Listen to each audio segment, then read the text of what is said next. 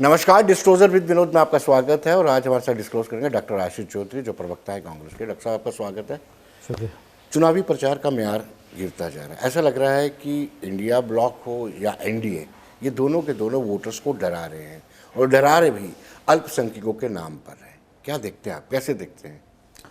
देखिए, राजनीति जो 2012 के बाद शुरू हुई उसमें वो जो मोदी जी की राजनीति थी, जो एक नई कॉरपोरेट राजनीति जिसको हम कहते हैं, कॉरपोरेटाइजेशन ऑफ द पॉलिटिक्स, वो हुआ। और उसमें प्रायोरिटी जो है, जो सबसे ज़्यादा महत्वपूर्ण बात है वो ये है, वो है कि वोट्स कैसे लिए जाएं जी, और वोट कैसे मिलेंगे।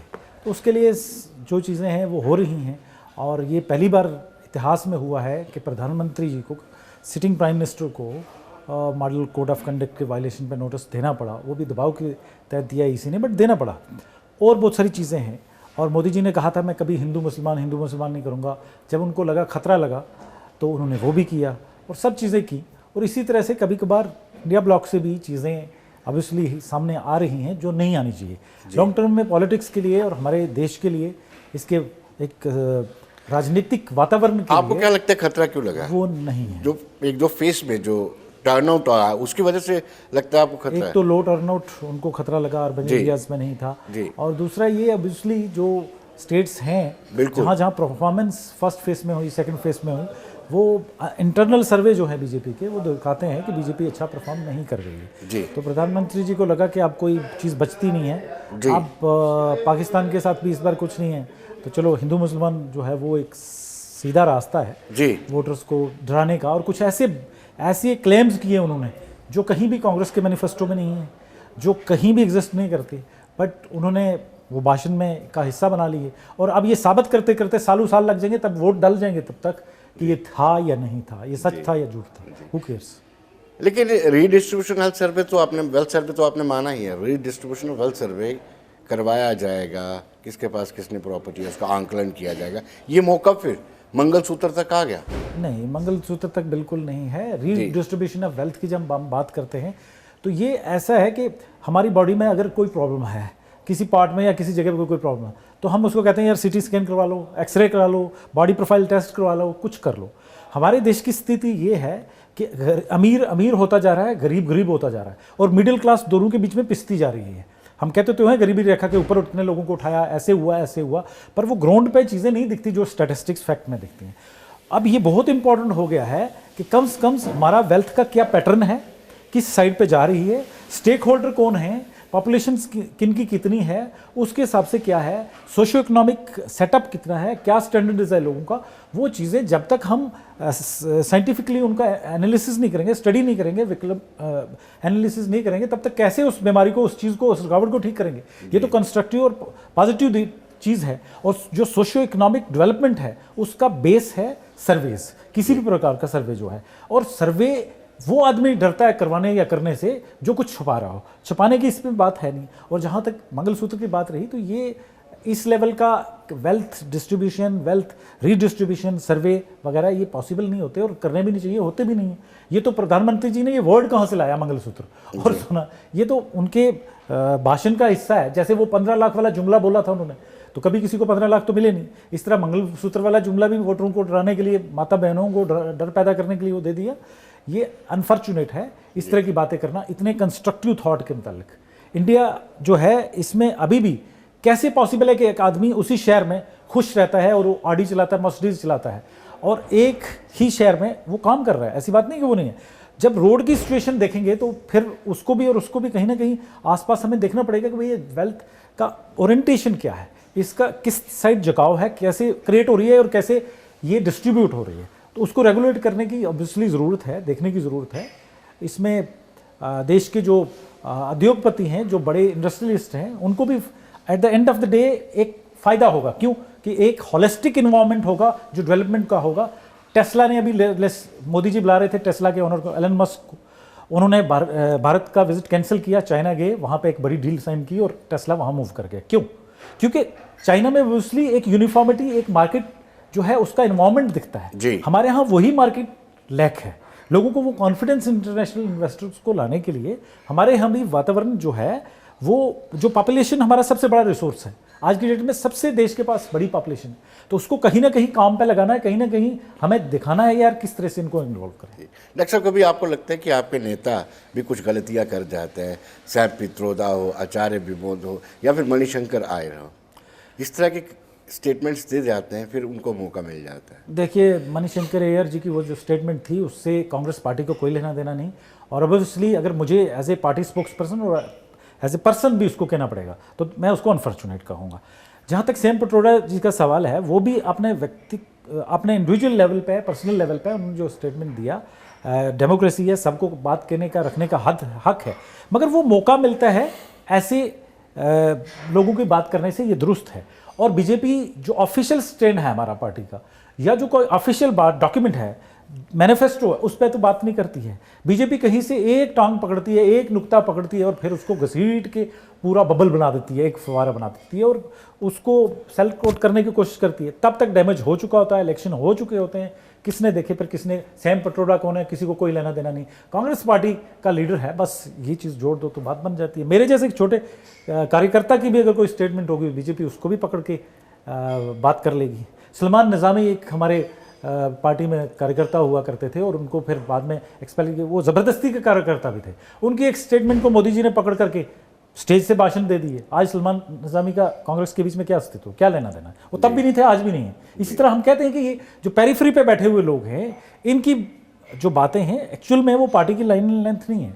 पार्टी का लाइन एंड लेंथ जो है वो एक सिस्टम के साथ चलता है, तो वहाँ कुछ कहने का मैंडेट। आचार्य प्रमोद ये आखिर कहते हैं कि हालांकि उन्होंने पार्टी छोड़ दी, उसके बाद ये स्टेटमेंट दिए, इतना मायने नहीं लगता, लेकिन एक मौका मिल जाता है विपक्षी दलों को। ये कहते हैं कि मीटिंग हुई थी जिसमें ये तय किया गया था अगर हमारी सरकार आएगी तो सुप्रीम कोर्ट का मंदिर रिलेटेड फैसले को हम बदलेंगे। तो अब मोदी जी को या वो कहिए कि बीजेपी को ये मौका मिल गया, वो कह रहे हैं कि वो बाबरी ताला लगा देंगे दोबारा राम मंदिर पर। देखिए, ये तो सरासर ज़्यादती है। आचार्य जी का मैं पर्सनली भी जानता हूँ और बड़ा आदर मान सम्मान करता हूँ, पर उनको ऐसी कोई बात ऐसी नहीं करनी चाहिए थी, क्योंकि ऐसी मीटिंग पॉसिबल ही नहीं है कांग्रेस पार्टी के अंदर कि किसी सुप्रीम कोर्ट के ऐसे फैसले को, और वो भी किसी ऐसे इश्यू पे, उस पे हम कहें कि बदलेंगे। किसी भी पार्टी के पास, वो बीजेपी हो या कांग्रेस हो, कोई मैंडेट ही नहीं, कोई तरीकाकार ही नहीं कि ऐसे फैसलों को जो इतने बड़े बेंच ने फैसला दिया हो और इस तरीके का फैसला उस पर क्या करना है। ये तो बेवकूफ़ बनाने वाली बात है। आचार्य जी को भी मोदी जी ने कहा होगा, मोदी आचार्य जी आप वहाँ रहें, यहाँ से कोई शगुफा छोड़िए जिसको मैं कैचअप कर लूँ और उसका भाषण बन जाए। तो ये तो मनगढ़ंत बात है और इसका खंडन करना चाहिए।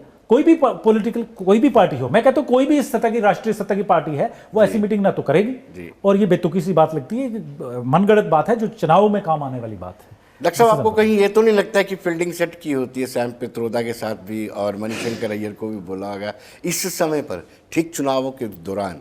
चलिए मान लेते हैं कि आचार्य प्रमोद ताज़ा गए थे, उनको मैनेज किया होगा, सैम पित्रोदा और मणिशंकर अय्यर और पाकिस्तान का वो फॉर्मर मिनिस्टर जो कहता है राहुल ऑन फायर, ये चीज़ें बीजेपी मैनेज तो नहीं करती है? नहीं, मुझे लगता है कि बीजेपी अगर मैनेज करने की बात आए तो ये भी करना चाहती है, बट ये जिन लोगों के नाम आप ले रहे हैं ये मैनेज नहीं हो सकते बीजेपी से या कांग्रेस से। ये इंडिपेंडेंट माइंड से थिंकर्स लोग हैं, इन पे कुछ भी कहना मुश्किल होता है। ये ऐसे भी बातें करते रहते हैं। सवाल ये है कि सही सोचने की बात ये है कि बीजेपी इस वक्त पे मौके में ना माइक्रोस्कोपिक लेवल पे लगी होती है, कौन कांग्रेस का लीडर कहाँ क्या बात कर रहा है, तो वो एक बात पिकअप हो जाती है।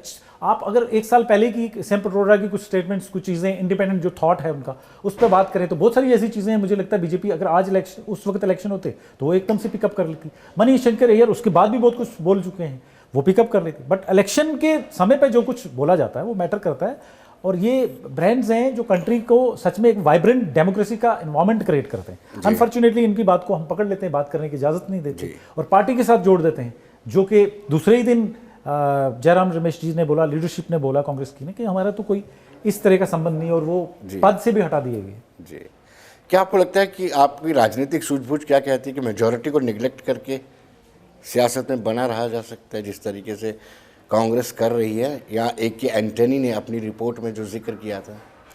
नहीं, मेजॉरिटी को निगलेक्ट करने की तो कोई बात ही नहीं, क्योंकि आज भी बीजेपी के खिलाफ जो लोग खड़े हैं, जो लोग ये जंग लड़ रहे हैं देश को बचाने की, डेमोक्रेसी को बचाने की, वो पार्ट ऑफ मेजॉरिटी हैं। रदर मेजर पार्ट उनमें से जो है मेजॉरिटी के लोग हैं।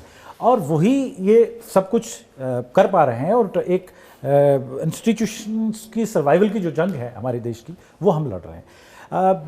निगलेक्ट करने की बात नहीं है, बात ये है कि जब भी मेजॉरिटी जो कम्युनिटी है उसको डरा के, उसको इकट्ठा करके माइनॉरिटीज़ और जो लेस डेवलप्ड ग्रुप्स हैं, जो लेस प्रिविलेज ग्रुप अभी तक रहे, जैसे दलित्स हैं, डेस्टिट्यूट्स हैं, और लोग हैं बीपीएल वाले लोग, इनकी बात की जाए तो फिर मेजॉरिटी को डराया जाए उनसे, ये एक फेनोमेना है, ये एक अपने आप में मसला है, वोट बटोरने की राजनीति है, और इसके सिवा कुछ नहीं। कांग्रेस पार्टी कभी भी मेजॉरिटी को इग्नोर करके सियासत नहीं करती है, और ना आज तक की है। कांग्रेस पार्टी मेरिट की और इंक्लूसिवनेस की पॉलिटिक्स करती है। उसको अब बीजेपी लेबल करती है कि मेजॉरिटी को इग्नोर कर रहे हैं, मेजॉरिटी को ये है। मेजॉरिटी कभी इग्नोर हो ही नहीं सकती है ऑटोमेटिकली, कहीं भी मेजॉरिटी हो, कहीं भी रूल है मेजॉरिटी का, कोई भी चीज़ जो मेजॉरिटी में है वो कैसे इग्नोर हो सकती है? वो अपने आप में एक वेट है, एक फोर्स है जो कि इग्नोर नहीं हो सकती है। बट उस फोर्स को ये देखना होगा कि वो बैलेंस फोर्स रहे, वो ऐसा ना हो कि यूनिडायरेक्शनल हो जाए, जैसे पाकिस्तान में हो गया, जैसे बहुत सारी कंट्रीज और में हो गया। तो उससे डेंजर जो होते हैं वो बड़े खतरनाक परिणाम होते हैं। जी देखिए, मेजॉरिटी के श्री भगवान राम आराध्य हैं, और उनके प्राण प्रतिष्ठा में आपको निमंत्रण मिलता है, आप ठुकरा देते हैं, इट मीन्स कि आप कहीं ना कहीं मेजॉरिटी को इग्नोर करते हैं। देखिए ना, ठकराने की बात नहीं है, या ना किसी को न्योता देने की ज़रूरत है और ना किसी को वो है। श्री राम मेजॉरिटी की भी जो रिप्रेजेंटेटिव, एक जो संस्कृति का एम्बेसडर हैं वो हैं, और माइनॉरिटी के भी हैं, और सबके हैं, और इस देश के। हैविंग सेड दिस, जो इंसिडेंट हुआ उसमें बात ये है कि ये धार्मिक एक पूरा इवेंट था, और उस धार्मिक इवेंट को बिना किसी जो अगेंस्ट द रिलीजन जो चीज़ें जाती थी, जो धर्म के विपरीत थी चीज़ें, वो करके किया गया। जिसमें अगर कांग्रेस पार्टी को क्वेश्चन किया जाता था तो जो सबसे देश के शक्तिशाली विशाल विद्वान लोग हैं, चारू मठ के आचार्य जो हैं वो वहाँ नहीं थे, उन्होंने कह दिया कि ये ऐसे नहीं, ऐसे होना चाहिए। तो फिर हम अगर किसी धार्मिक इवेंट में जाते तो वो धर्म के अनुसार ही जाएंगे, ऐसे नहीं चला जाएगा। हमें वोट के लिए वहाँ जाना जो है वो ज़रूरी नहीं समझा, और वोट लेने के लिए हम वहाँ नहीं जाएंगे।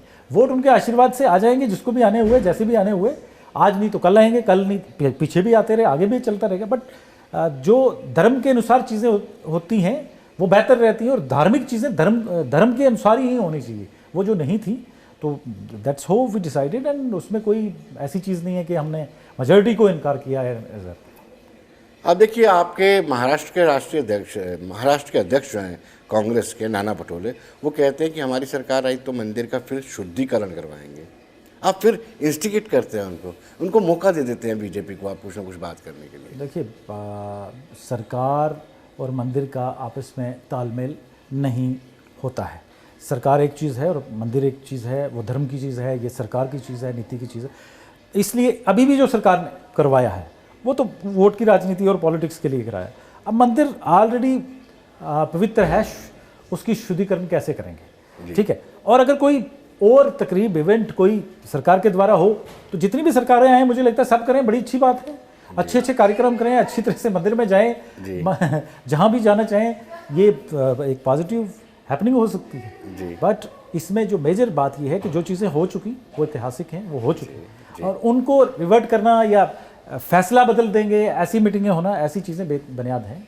ये डॉक्टर साहब, इस तरीके से डराना कि अगर बीजेपी की हुकूमत दोबारा आती है, एनडीए की हुकूमत दोबारा आती है, संविधान को बदल दिया जाएगा, आरक्षण में फेरबदल किया जाएगा, ये डराने वाली बात है ना। आप पिछड़े वर्ग को डरा रहे हैं, दलितों को डरा रहे हैं। देखिए, ये डराने वाली बात तो है सबके लिए, मगर ये चौंकाने वाली बात भी है, क्योंकि ये सच हो सकता है। अगर बीजेपी को एब्सोल्यूट मेजॉरिटी मिल जाए तो ये चीज़ें तो एजेंडा में शामिल हैं, आरएसएस के एजेंडा में, बीजेपी के एजेंडा में। संविधान को बदलना, आरक्षण को के साथ जो है चीज़ें फिडल करना, इसके साथ इंटरफेरेंस करना, ये तो एजेंडा में है, ये तो होना है। और बीजेपी की अगर सिंपल भी सरकार आती है तो भी बहुत सारी चीज़ें जो हैं, जैसे रिजर्वेशन तो वहीं रही, बट जो प्रमोशन रोटेशन पॉलिसी है जिसमें रोस्टर लागू होता है, SC ST का वो अंदर से खोखला कर दिया गया है। जो रिजर्वेशन के बहुत सारे और रूल्स हैं उनको हटा दिया गया है। तो रिजर्वेशन को तो ऑलरेडी डैमेज जो है बीजेपी ने किया है, और वो एक बड़े सोची समझी साजिश के तहत हुआ है। वो लगता भी नहीं है कि क्या हुआ और क्या नहीं हुआ, मगर रिजर्वेशन जो है वो एक ओबीसी की बात करते हैं हम, ओबीसी का जो कोटा है उसके अंदर भी ऐसा हुआ है। आज यूनियन जो सेक्रेटरीज हैं उनकी लिस्ट पे नज़र दौड़ाइए तो क्या रिप्रेजेंटेशन है देश के जो 40% के आसपास वर्ग है जो ओबीसीज का और दूसरे लोगों का बनता है, दलित को छोड़ करके उनकी क्या रिप्रेजेंटेशन है। दलित की जो टॉप 35 यूनियन सेक्रेटरीज हैं उनमें से कितने लोग दलित हैं, कितने लोग ओबीसी के हैं, हम इसी पे बात कर लेते हैं। एसटी के कितने हैं, तो नहीं हैं, दिखते नहीं है, क्योंकि वो रिजर्वेशन रोस्टर ही हटा दिया गया है। तो जब वो हटाया गया तो रिजर्वेशन एक तरीके से खत्म हो रही है। इसी तरह संविधान को बदलने की जो बात है, तो बहुत सारे कानून जो हैं वो रात को एक दिन डिसाइड होता है, दूसरे दिन पार्लियामेंट में पेश हो जाते हैं, और ये संविधान को छेड़छाड़ करने की बात है। ये जो बेसिक स्ट्रक्चर है कॉन्स्टिट्यूशन का उसको बदलने की बात है। तो ये अनफॉर्चुनेट है, ये होना नहीं चाहिए, और ये होता दिखाई भी नहीं दे रहा, क्योंकि 4 जून को जो परिणाम आएंगे वो डिसाइड करेंगे कि क्या होगा। क्या आपको लगता है कि 400 पार अगर सीटें आ जाती हैं तो हम अपने प्रियम्बल से सेकुलर शब्द हटा सकते हैं? Is it possible? आपने कॉन्स्टिट्यूशन के प्रियम्बल से हम 400 अगर हमारे पार्लियामेंटेरियन बीजेपी के हो जाते हैं तो क्या वो मिलकर के प्रियम्बल में सेकुलर शब्द हटा सकते हैं क्या? देखिए, क्या इज इट पॉसिबल? देखिए, कॉन्स्टिट्यूशनली एंड लीगली ये पॉसिबल नहीं है जी, मगर बीजेपी ने जो कुछ काम करके दिखाए हैं उनसे लगता है उनके लिए कुछ भी possible, because one man show है देश के अंदर।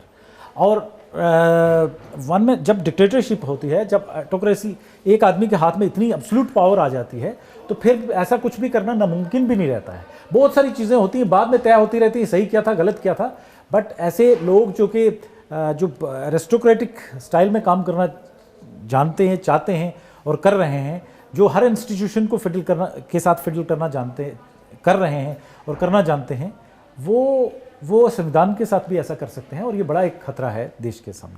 आप क्या गारंटी दे सकते हैं कि अगर आपके पास 400 से ज़्यादा है तो आप शाहबानो केस की तरह राम मंदिर का भी मामला निपटा सकते हैं? राम मंदिर का मामला सेटल्ड मामला है, और शाहबानो का इसमें भी सेटल्ड। आरिफ खान ने इसलिए इस्तीफा दिया था। देखिए, शाहबानो केस अलग चीज़ है, वो एक कम्युनिटी का, एक चीज़ का, एक रिप्रेजेंटेशन का वो था, और उसमें भी जो किया गया वो उसके हिसाब से ही किया गया जो था। मगर जहाँ तक राम मंदिर का ताल्लुक है, ऐसा कहीं दूर तक भी संभावना नहीं, और पार्टी की राजनीति जो नीति है उसमें शामिल नहीं है कहीं भी।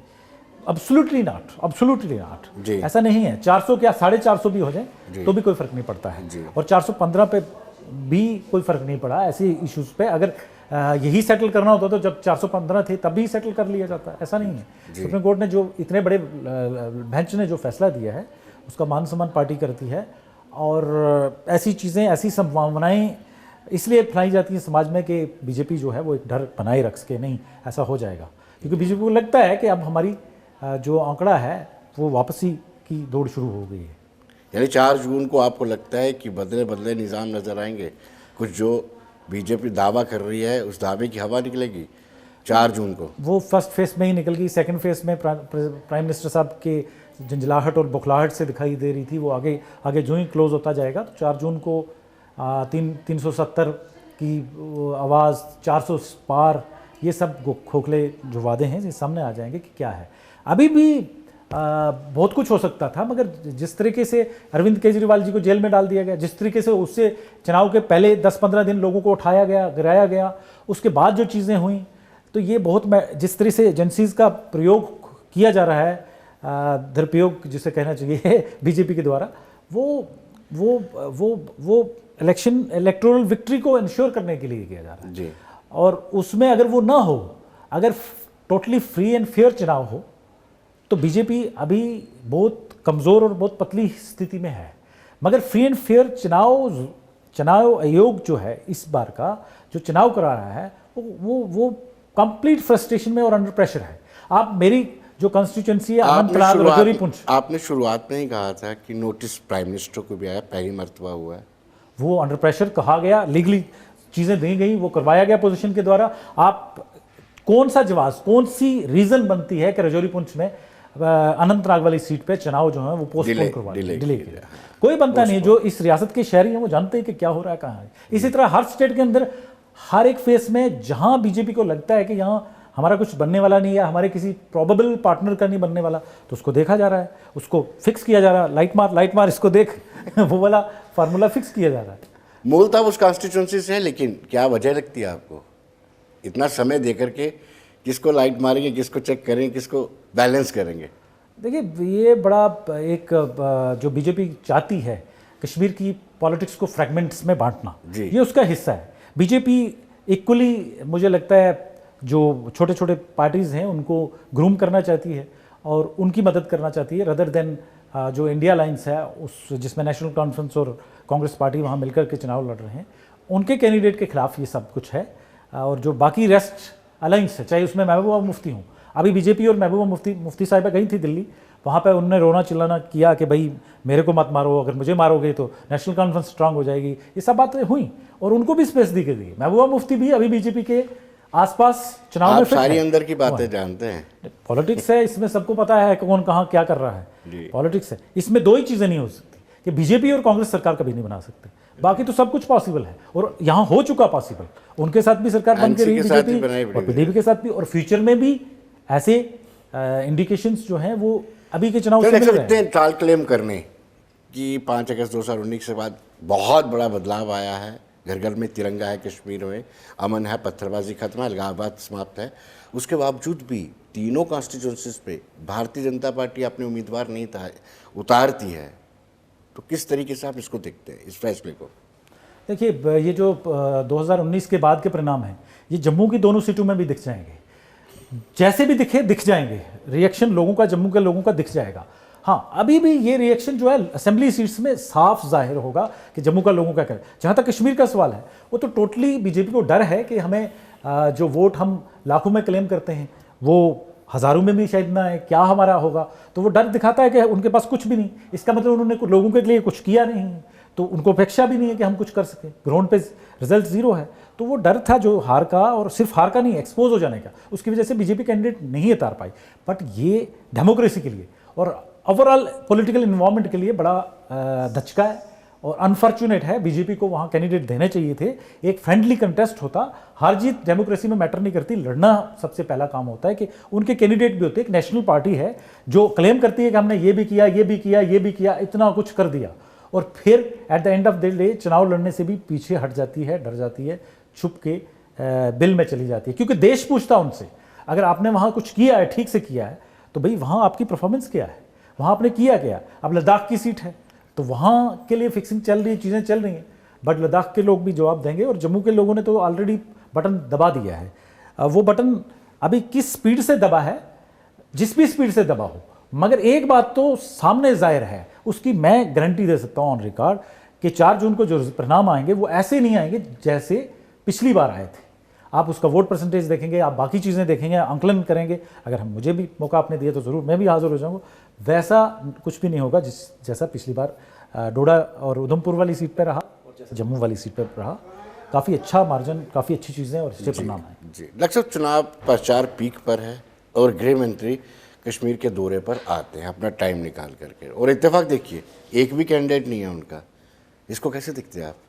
देखिए यही तो सबसे बड़ा पॉलिटिकल फेलियर है बीजेपी का जी। और ये जो है बीजेपी का जो अपेक्षाएं और जो चीज़ें थी, और बीजेपी बिल्कुल कश्मीर पॉलिसी को और कश्मीर को लेकर कन्फ्यूज्ड है, आज भी कन्फ्यूज थी है और कल भी कन्फ्यूज थी, और पिछले 10 साल में कई सारे ऐसी चीज़ें कर दी हैं जो जम्मू कश्मीर के लोगों के लिए तो बहुत ख़तरनाक हैं और बहुत नुकसान दे रही हैं उनको, मगर पूरे देश के लिए ये अच्छा काम जो है नहीं हुआ है। और ये डेवलपमेंट भी ऐसा ही है कि वो खुद कंपेन कर रहे हैं, चीज़ें कर रहे हैं, वही बीजेपी जिसके लिए हज़ारों की तादाद में लोग इकट्ठे कर लेते थे, इतने सक्सेसफुल जलसे जुलूस हुए, और राजौरी पुंछ में एक लिंग्विस्टिक ग्रुप को, जिसमें उच्च जाति का ब्राह्मण भी शामिल है, राजपूत भी शामिल है, महाजन भी शामिल है, खत्री भी शामिल है, सरदार भी शामिल है, उसको एसटी शेड्यूल्ड ट्राइब कह दिया गया और वो दे दिया गया और दिलवा दिया गया। सब फर्जीवाड़े के द्वारा एक कमीशन की रिपोर्ट आई, वो शर्मा साहब हैं, हमारी पार्टी भी अनफॉर्चुनेटली जब कुछ करवाना चाहती थी तो उन्हीं की सेवा लेती थी। Let me be very Frank and honest on this because I have the historical facts with me. तो कोई और पार्टी करवाना चाहती है, नेशनल कॉन्फ्रेंस ने जब भी कुछ करवाया तो शर्मा साहब, किसी और ने करवाया तो शर्मा साहब, आज बीजेपी ने भी उनकी सेवाएं ले ली, और लेने के बाद घोषित कर दिया। उस जगह पे बीजेपी उन लोगों को इतना बड़ा स्टेटस देने के बाद अपना कैंडिडेट नहीं उतारती जी। और वो लोग जो हैं, अब बीजेपी के लोग, जो बीजेपी के लोग हैं, वो महबूबा मुफ्ती को वोट देंगे। वो सटनली डेफिनेटली विनिंग, बिकॉज गुजर के अगेंस्ट वोट करना उनको, और उनको उसके अगेंस्ट करना है। जो divide and rule politics BJP ने क्रिएट की थी, अब वो बीजेपी के गले की फंदा बन गया है। और जब महबूबा मुफ्ती को देंगे तो अभी उससे कुछ मुझे लगता है कोई लेन देन वादा भी हुआ होगा, वही महबूबा मुफ्ती जिसके लिए इतनी बातें हो रही थी, आज उनके लिए चुनाव तक पोस्टपोन करवा दिया बीजेपी ने। 7 तारीख को वो हार रही थी और अभी भी हारेंगी, मगर बात यह है कि बीजेपी ने कोई कसर नहीं छोड़ी कि महबूबा मुफ्ती जीत जाए यहाँ रजौरी पुंछ से, कंस्टिट्यूंसी से, उसमें पूरा भरपूर साथ दिया है। जी डॉक्टर साहब, आखिरी सवाल आपसे, क्या आपको लगता है कि अगर इंडिया ब्लॉक 4 जून को नहीं जीत पाता, अच्छा परफॉर्म नहीं कर पाता है, तो क्या आपको लगता है कि कांग्रेस ने गलती की, इंडिपेंडेंटली आप इलेक्शन लड़ती और ना किसी के साथ अलायंस करती, या फिर आत्मचिंतन करना पड़ेगा दोबारा से आपको? नहीं, इस पे मुझे नहीं लगता कि चिंतन करने की कोई वजह है, बिकॉज पार्टी के सामने एक प्रश्न था, पार्टी फर्स्ट और इंडिया फर्स्ट। तो पार्टी जब भी ऐसी स्थिति आई, इंडिया फर्स्ट, देश पहले, वही चुना है पार्टी ने, और अभी भी वही चुना है। और 4 जून को जो भी परिणाम होंगे वो अच्छे परिणाम होंगे, उससे इंडिया अलायंस जो है वो और स्ट्रांग होगा, और आगे की डायरेक्शन जो है अलायंस सस्टेन करेगा, अलायंस स्ट्रेंथन होगा, और आगे जो है बहुत सारे चुनाव जो आने वाले हैं उनमें और अच्छी परफॉर्मेंस होगी, मेरा ऐसा मानना है। और सोचने की या आंकलन करने की अब की बार जरूरत नहीं पड़ेगी। India alliance was the right decision. हाँ, ये ज़रूर है कि इंडिया अलायंस जो बना था उसमें उसके बाद जिस तरह से कुछ हमारे सहयोगी चले गए या वो हुए, वो बीजेपी ने उनको पहुँच किया, ले गए, उनको छीन के ले गए, वो अनफॉर्चुनेट है। हो सकता है उन लोगों में काफ़ी सारे लोग वापस आए, ऐसा भी अपेक्षा है कि कुछ लोग वापस भी आ सकते हैं, और या कुछ लोग नए जुड़ सकते हैं। जी डॉक्टर साहब, बहुत बहुत शुक्रिया, thank you very much. Thank you, धन्यवाद। तो दर्शकों, बने रहिए देश दुनिया की खबरों के लिए और मुझे दीजिए इजाज़त। नमस्कार।